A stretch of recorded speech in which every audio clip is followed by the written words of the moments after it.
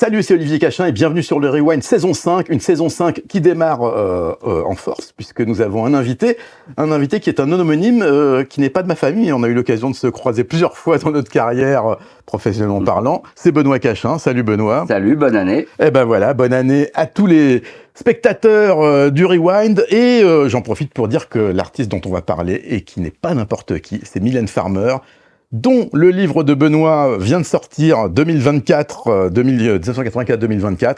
On est donc parti pour les 5 meilleurs, mais sont-ils vraiment les meilleurs albums de Mylène Farmer? On en parle avec Benoît Cachin tout de suite dans le Rewind. Rewind Mylène Farmer, c'est maintenant.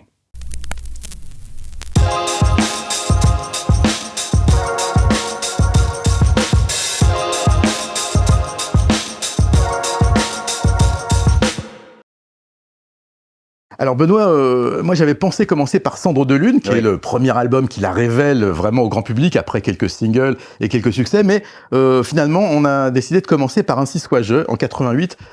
Qu'est-ce que cet album représente dans la carrière de Mylène? Est-ce que c'est le plus gros succès? Est-ce que c'est l'album qui l'a fait passer à un autre niveau? Comment est-ce que tu Oui, c'est ça. En fait, Cendre de Lune, c'est évidemment un album important parce que c'est le premier album et qu'il y a le tube Libertine qui va lancer véritablement sa carrière et non pas Maman a tort. Donc Libertine suivi de Tristana, mais c'est pas un album très très important dans sa carrière où ça n'a pas été un énorme succès. Voilà.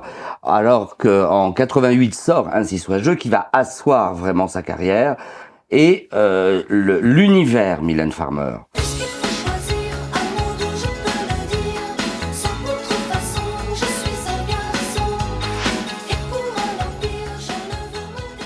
Alors déjà son look, hein, maintenant ça y est, elle est brune, elle est rousse, elle n'est plus brune, elle va plus changer de couleur de cheveux. Donc le personnage commence à se dessiner. Et puis tous les textes de Ainsi soit je, déjà sont quasiment tous écrits par Mylène Farmer, sauf 2 titres, parce qu'il y a un poème de Baudelaire et la reprise de Déshabillez-moi. Et mais elle va écrire tous les autres textes et c'est surtout toute la thématique Mylène Farmer se met en place. Donc on a la religion, on a le sexe, on a l'ambiguïté sexuelle. Donc tout se met en place et ça va être un énorme succès puisque c'est gonflé de tubes. Hein. Il y a entre autres Sans contrefaçon évidemment qui va lancer l'album et puis Pourvu qu'elle soit douce. Ainsi soit je, la chanson éponyme qui est une ballade très triste, et puis Sans logique. Donc des titres qui vont cartonner. Au final, elle va en vendre 1,4 million. Et il y a toute l'imagerie, donc la photo de la couverture de Elsa Tria, qui est une amie de Mylène Farmer, où on la voit assez triste avec sa marionnette, donc son double. Autre thème très cher de Mylène Farmer dans toute sa carrière, le thème du double. Et là, ça va être en marionnette derrière elle, un peu dans le flou comme ça. Donc en fait, tout se met en place et c'est surtout l'album qui va lui permettre de faire de la scène pour la première fois, puisqu'à l'issue de cet album qui se vend énormément, elle va annoncer sa première tournée. Et ça sera Bercy pour Paris Alors ça va d'abord être le Palais des Sports, qui pour Mylène Farmer est une toute petite salle à l'époque. Et puis après une tournée je crois que c'était sous chapiteau, hein, encore à l'époque. Hein, il n'y avait pas encore des zéniths dans toutes les villes. Hein. Donc c'était quand même pour avoir des grandes salles, il fallait être sous chapiteau. Et puis évidemment l'apothéose, elle termine à Bercy où elle va s'installer pour un certain nombre d'années en fait, hein, parce que ça va être sa salle de prédilection Bercy. Le binôme avec Boutonna, là, on le voit dans les musiques et dans les vidéos. Ouais. Comment est-ce que ça a été financé? Parce que c'est des vidéos assez pharaonesques, quand même. Ah ben là, après le succès de Libertine, auquel la maison de disques ne croyait pas, hein, parce que ça a été autofinancé, ça a coûté 5 000 € au final, quoi. Bon, ça a été fait avec des bouts de ficelle. Les secrétaires de la prod, c'est elle qui joue dans Libertine, voilà. Mais ça a eu un tel retentissement Libertine qu'elle a eu un budget pour faire Tristana juste derrière, qui est également un moyen-métrage. Et puis là, évidemment, pour Sans contrefaçon, qui reprend le mythe de Pinocchio, la fameuse marionnette. Là, ça va être financé par la maison disque qui va dire banco, on y va, quoi. Là, elle a plus aucun problème. Et puis, il va y avoir le superbe clip de Pourvu qu'elle soit douce, qui est la suite de Libertine, puisque pourvu qu'elle soit douce, commence à la fin de Libertine, en fait. Voilà. Avec les fameuses fesses visibles dans le clip. Est-ce que ce sont les siennes? Oui, ce sont les siennes. Voilà. Un scoop. Et en tout cas, petite anecdote que je rajoute, à l'époque, l'attaché de presse de chez Polydor m'avait dit, ils avaient fabriqué un mannequin, une poupée grandeur nature, qu'ils avaient donné à une dizaine de journalistes les plus grandes époques. Elle m'a dit, il n'y en a pas un qui m'a appelé pour me dire merci. Oh, c'est étonnant, parce que alors ça, c'est une pièce de collection absolument délirante. Si vous l'avez, gardez-la. Exactement. Ainsi soit-je, c'était le premier Mylène Farmer de ce Rewind. Rewind, Mylène Farmer partout, toujours avec Benoît Cachin. Donc auteur, on le rappelle, de Mylène Farmer 84-2024, ses plus grands succès. C'est tout frais, ça vient de sortir. Deuxième, donc Rewind, c'est l'autre. Alors là, on est en 91. Bon, là, Mylène est une star intouchable. Ça y est. Une Madonna française. Exactement. Alors là, faut surtout pas lui dire ça. Mais en tout cas, elle a réussi son passage et sur disque et sur scène, très important, parce qu'on n'y croyait pas forcément en 89. Elle a eu des critiques très très dures au début. Et en fait, voilà, elle finit avec Bercy fin 89. C'est la folie totale. Elle revient en 91 avec une chanson qui va annoncer son troisième album, qui s'appelle Désenchanté. Et là, ça va être un raz-de-marée, puisque c'est son plus gros succès à ce jour. Et elle va en vendre 1 million. Hein. Donc voilà, c'est absolument énorme. Et, le single arrive au moment où il y a en plus des manifestations estudiantines. Donc ça tombe bien, parce que les gens se reconnaissent, les jeunes en tout cas se reconnaissent en 91 dans cette chanson, et ça va devenir son hymne.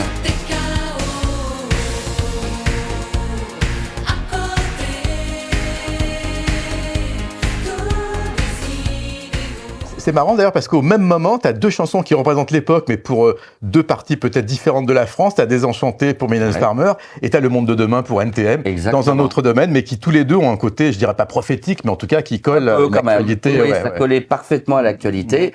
Alors elle, quand même, faut qu'on soit très très honnête et très clair, c'est qu'elle a dit qu'elle pas du tout, elle ne s'est jamais inspirée de l'air du temps, etc. C'est vraiment son ressenti. En tout cas, elle n'a pas voulu.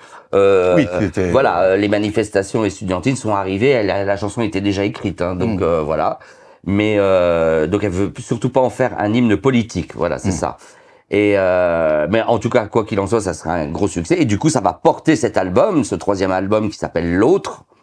Et où là encore on a l'imagerie Mylène Farmer. Alors le thème du double, là on est en train le double, on est l'autre, hein, voilà, c'est lacanien carrément. Donc après la noirceur de Ainsi soit-je, qui était assez gothique en fait, là on a quelque chose de très très lumineux puisqu'elle apparaît, alors les cheveux courts et toujours rousse évidemment, mais dans la lumière blanche comme ça, mais quand même avec un corbeau sur l'épaule. Ce qui donne toujours le côté un peu la farmer touch quand même, le corbeau, côté gothique. Et donc il va y avoir pareil plein de tubes, en particulier un duo qui va très improbable très à l'époque. Il y a beaucoup surpris parce que Jean-Louis Murat et Mylène Farmer, personne n'aurait imaginé l'addition de ces deux talents. Pas du tout, mais pourtant ils vont dire que ces deux-là se reconnaissent comme des jumeaux. Donc Mylène va souvent dire que Murat c'est son double au masculin et vice versa. Et en fait, ils sont écrits, hein, tout simplement. Hein. Mylène a écrit, donc c'est Murat qui a raconté l'anecdote, que un jour il a reçu une lettre de Mylène Farmer. Il a dit j'ai beaucoup apprécié parce qu'il n'y avait pas une faute d'orthographe. Donc bon, voilà, c'est du Murat. Et donc elle lui disait j'aimerais beaucoup vous rencontrer pour qu'on chante ensemble. Et puis lui il a dit ok, voilà. Donc c'est elle qui a écrit la chanson. Il s'est laissé guider. Et Boutonnat qui a écrit la musique, et voilà, c'est devenu Regret, qui a été un très gros succès pour Mylène, mais surtout pour Murat. Et un clip dans un cimetière en Hongrie. Oui, alors voilà, ils ont tourné Désenchanté à Hongrie, et ils en ont profité pour tourner l'autre en même temps. Hein. Ça a été tourné à 2 jours d'intervalle, donc ils étaient là-bas, l'équipe de tournage, et donc ils l'ont fait dans un cimetière désaffecté en Hongrie. Hein, allons-y avec tous les symboles de Mylène, donc le cimetière. Bon, ceci dit, la chanson est sur la mort quand même, hein, c'est sur quelqu'un qui est mort, donc bon, ça tombait bien. Et puis, et donc voilà, ils ont enregistré ce clip, qui est un très beau clip. Et d'ailleurs, là, en 2023, lors de ces concerts, pour rendre hommage à Murat, avant les concerts, elle a fait diffuser le clip, voilà, pour rendre hommage à Jean-Louis Murat. L'autre, donc sorti en 91, combien de ventes au final Au final, c'est 1,6 million, 1,8 million, hein. C'est énorme, hein. C'est énorme, c'est une des plus grosses ventes de Mylène Farmer, et qui va encore asseoir un peu plus son statut de star. Et ça va plus du tout s'arrêter, en fait. Ouais. Voilà. Et on peut dire, pour l'anecdote aussi, c'est à partir de ce moment-là, qu'elle va commencer à faire de moins en moins de promotions. Elle en fait encore, parce que là, pour l'autre, elle va faire Fréquence Star, sur le tournage des Enchantés, sur le tournage de Laurent Boyer. Mais là, c'est quasiment une des dernières fois où elle va faire des émissions aussi longues. Il y en aura encore un petit peu avec l'album d'après, dont on va parler. Mais c'est bientôt la fin là, de la promotion pour Mylène. Tout va être très, très cadré. Voilà. Donc, l'autre, c'était en 91, et c'était le 3e album de Mylène Farmer. Le Rewind, Mylène Farmer, 3e partie, toujours avec Benoît Cachin. Et cette fois-ci, eh bien, on va parler de Anamorphosé, sorti en 95. Mais avant, il y a le premier couac dans sa carrière, et il est majeur, puisque c'est un film très ambitieux, qui s'appelle Giorgino, qui va sortir 1 an avant Anamorphosé, et qui va être un échec, mais retentissant. Est-ce que tu peux rapidement nous dire un petit peu rapidement, c'est le premier long métrage de Laurent Boutonnat. Faut rappeler que Laurent Boutonnat, donc le compositeur majeur de Mylène Farmer, le binôme de Mylène Farmer, son ambition, c'était de devenir d'abord réalisateur, hein, d'où les clips. Oui, ça s'est vu dans les clips qui étaient très cinématographiques. Et donc, il réalise enfin son rêve en faisant un long métrage, Giorgino, avec Mylène Farmer en vedette, quoique c'est un peu à mitiger parce qu'elle arrive au bout d'1 heure de film quand même. Donc c'est un long film de 3 heures qui se passe dans la neige, voilà, l'histoire d'une autiste. Et puisque Mylène doit dire 3 phrases en 3 heures. Et en fait, c'est le flop retentissant tant critique que public. C'est ça qui a fait le plus de mal, en fait. Hein. Déjà, le tournage, ça s'est pas terriblement passé. Voilà, le tournage a été très compliqué. Boutonnat a été très exigeant, très tendu, on s'imagine, beaucoup de pression. Le couple se déchire, hein, puisqu'ils étaient ensemble et ils se déchirent. Bon, ça se passe pas très très bien, même si Mylène a toujours dit, et lui aussi, qu'elle était très docile, qu'elle écoutait bien, etc. Mais ça a été très très dur parce que dans des conditions, ils ont tourné dans la neige, je crois en Tchécoslovaquie, quoi. C'était vraiment dans des conditions. L'histoire était sombre. L'histoire était sombre, c'était très dur. C'est la fin de leur histoire d'amour aussi avec Laurent Boutonnat, voilà. Donc très très compliqué. Et c'est surtout un flop parce qu'ils avaient tout réussi depuis Liberté, depuis 86. Ils arrêtaient pas de monter avec Désenchanté qui est le point d'orgue en 91. Et puis là, c'est la chute. Ils arrivent même pas à faire 50 000 téléspectateurs. C'est spectateurs au cinéma, ouais. Oui, spectateurs, oui. Et le budget, on sait le budget du film? Je me souviens plus du tout. Là, je vais pas te dire une bêtise, mais c'est énorme. Parce qu'évidemment, quand vous avez le couple phare du début des années 90 qui veut faire un film, à savoir Mylène Farmer et Laurent Boutonnat, tout ce qui touche se transforme en or, les producteurs se sont bousculés. Hein. Donc, ils ont eu aucun problème à monter ce film en production. Et alors, s'il fallait une preuve, il y en a beaucoup d'autres, avec Madonna notamment, avec Shanghai Surprise, qui avait été un flop alors qu'elle était au top de la pop. Mais c'est étonnant de voir comment une artiste, quand elle passe d'un registre à un autre, c'est-à-dire en l'occurrence de la chanson au cinéma, peut faire, mais c'est même pas 5% des ventes de son album le moins vendu. Ça paraît incroyable et pourtant, voilà. Mais bon, elle s'est rattrapée, si on peut dire, musicalement avec Anamorphosé, parce que là, Anamorphosé, c'est... Alors là, c'est un album aussi très très important dans sa carrière, puisque donc il y a le fameux flop de Giorgino. Elle part un peu fâchée avec Boutonnat et elle part aux États-Unis. Elle coupe complètement tout, voilà, elle va se ressourcer aux États-Unis. Elle part avec l'acteur principal du film, Jeff Dahlgren, et qui est guitariste. Et donc, ils décident de faire un album ensemble aux États-Unis. Donc, elle va s'installer à Los Angeles et elle va faire cet album, Anamorphosé. Sauf que c'est compliqué de faire un album sans Laurent Boutonnat, puisque il y avait la patte Laurent Boutonnat. Donc, c'est un album qui est très rock. On voit qu'il y a Jeff Dahlgren derrière, parce qu'il avait un groupe de hard rock, lui. Donc on sent qu'il y a quand même les guitares de Jeff Dahlgren, mais elle rappelle Laurent Boutonnat en catastrophe pour produire l'album, faire quelques musiques, Alors, la particularité, c'est que quelques musiques sont de Mylène Farmer. Elle commence à se mettre à la composition. C'est la première fois qu'elle est créditée comme Voilà, compositrice. exactement. Les textes sont tous de Mylène, et c'est un album qui va également cartonner dans un univers beaucoup plus rock, en fait, qu'avant, moins pop, avec des titres comme XXL, des titres comme L'Instant X.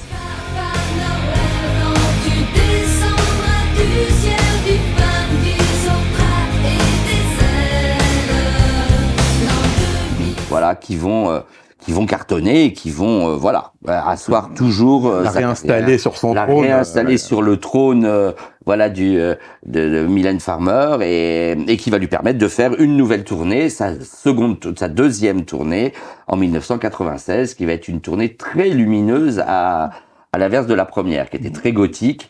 Et là, la deuxième va être les costumes de Paco Rabanne, voilà, tout en plexiglas, tout en argent. Voilà, donc elle va revenir de façon très très lumineuse. Ok. Juste pour terminer sur Anamorphosé et Giorgino, est-ce qu'elle a fait je ne veux pas dire mea culpa, mais est-ce qu'elle a analysé cet échec? Est-ce qu'elle en a parlé après, ou est-ce que c'est devenu un sujet? Moi, écoute, je lui ai posé la question en 2008 quand je l'ai interviewée, et elle m'a dit que pour elle, c'était absolument pas un échec.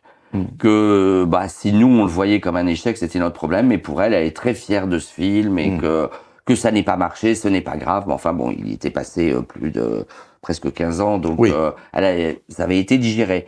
Pour Boutonna, ça va être très très compliqué, hein. C'est-à-dire qu'il va mettre beaucoup de temps à revenir au cinéma avec Jacques le Croquant. Il va mettre plus de 10 ans.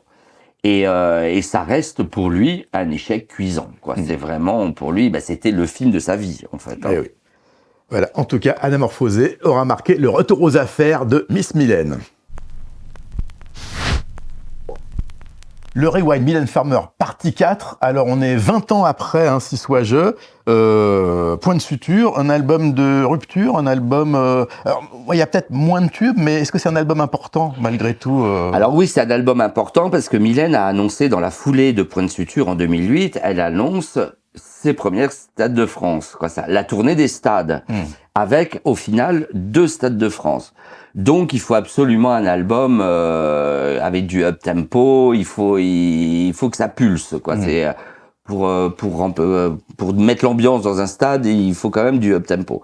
Et donc, elle revient avec cet album qui est très électro, qui est composé par Boutonna, encore. Ça va bientôt se calmer, leur collaboration. Mais enfin, c'est un des derniers importants, puisque il y en aura encore un avec Boutonna, mais qui est peut-être un peu moins abouti, qui sera Monkey Me, qui est leur dernier album ensemble. Mais en tout cas, Point de suture en 2008, c'est un album réussi, avec un premier single qui s'appelle Dégénération, et qui est un gros clin d'œil à Désenchanté, donc d'une génération désenchantée. Et là, carrément, elle dit, on est une dégénération. Alors là, c'est pire encore. Voilà, les années 2000, là, c'est pire pour elle.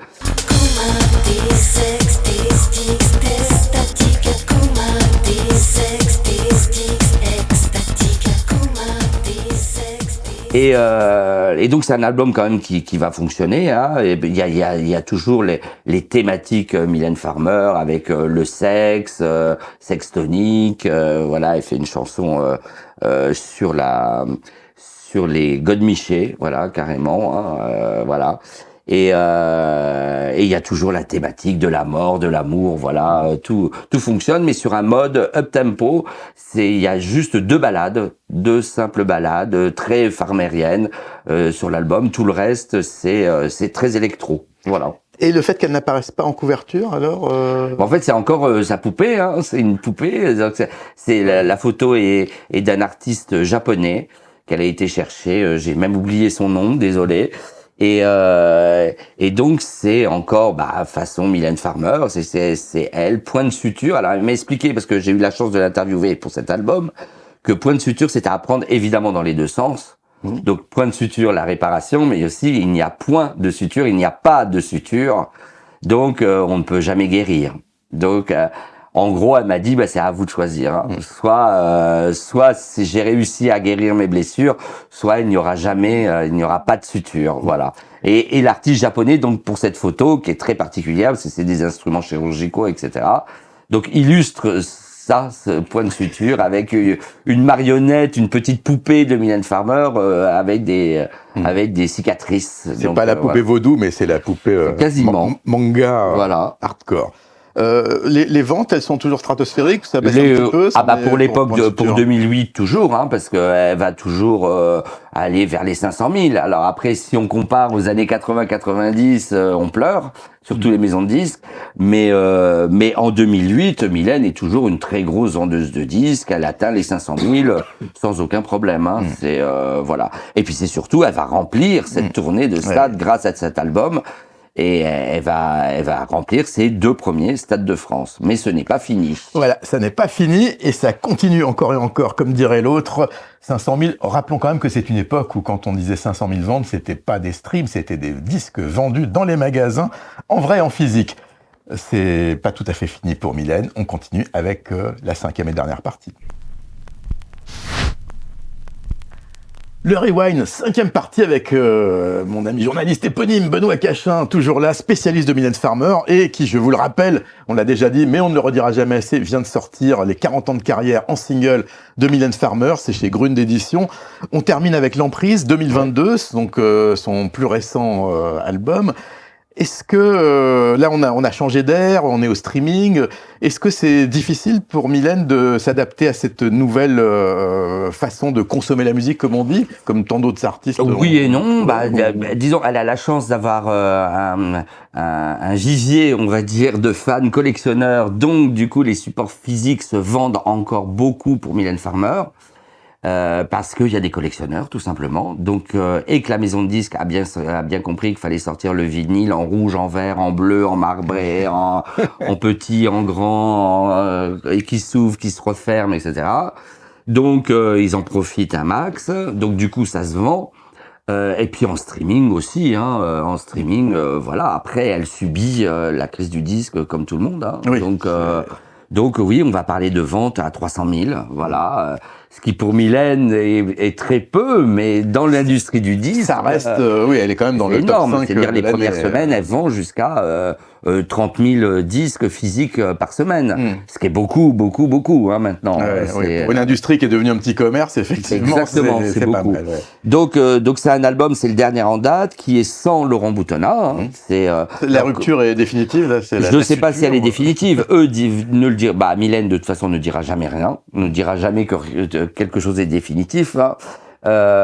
Lui, dans une grande interview pour Le Parisien, a dit que ils pouvaient encore travailler ensemble, mais on sent que c'est compliqué. Il n'a pas du tout été sur les derniers spectacles, sur la tournée Nevermore, ce qui était une première.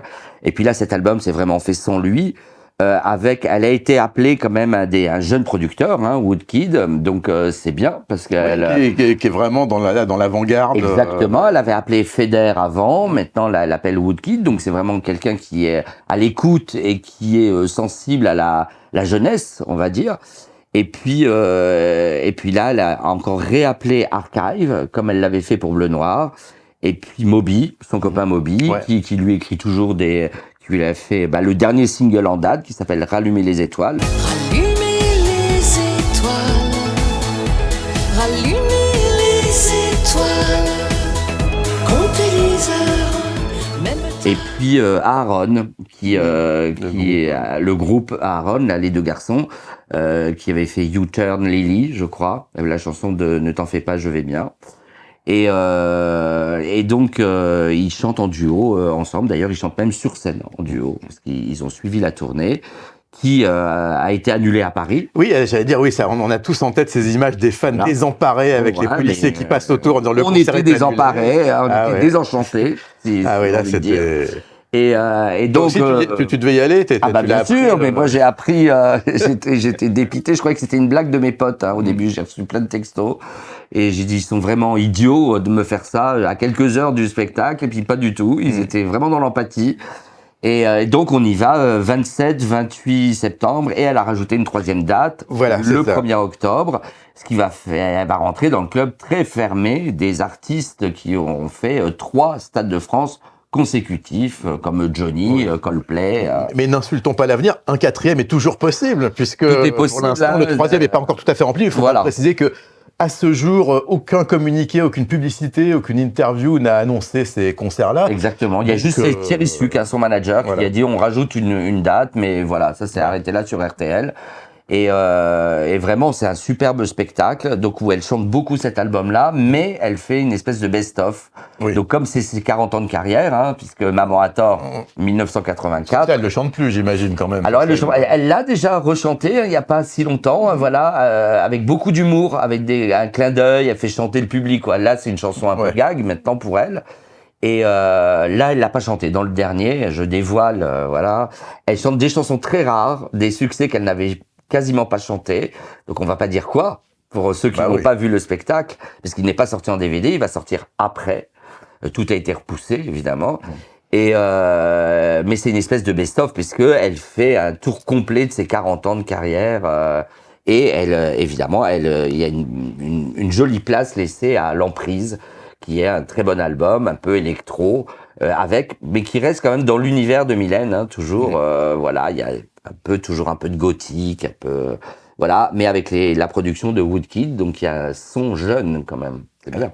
Mylène Farmer, 40 ans de carrière, c'est ainsi que se termine ce Rewind. Je vous rappelle une dernière fois que Benoît Cachin, mon invité, a écrit ce livre qui rassemble tous les succès et tous les singles de Mylène. Et pour ceux qui veulent aller la voir, ceux qui ont été déçus de voir l'annulation du concert Stade de France, eh bien donc il y aura 3 Stades de France pour l'instant, 27 et 28 septembre, 1er octobre.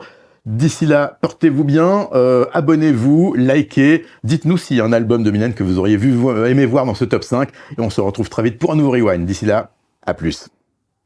Et merci. Au revoir.